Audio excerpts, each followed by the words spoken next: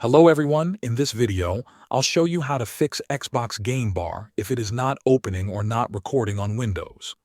First, open the Settings app on your computer. Click on Apps from the left side menu, then open Installed Apps or System Components, depending on your version of Windows.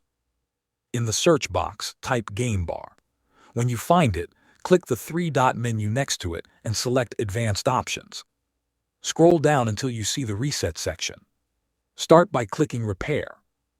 Windows will try to fix the app without removing your settings. Once the process is complete, test Xbox Game Bar again by pressing Windows key and G. If it still does not work, return to the same page and click Reset. Keep in mind that this will remove your Xbox Game Bar settings and restore the app to its default state. After that, restart your computer. Next, make sure Xbox Game Bar is enabled. Open Settings, select Gaming, and then click Game Bar. Turn on the switch at the top if it is disabled. Now open Settings again, go to Gaming, and select Captures. Make sure background recording is enabled if you want Game Bar to record gameplay in the background.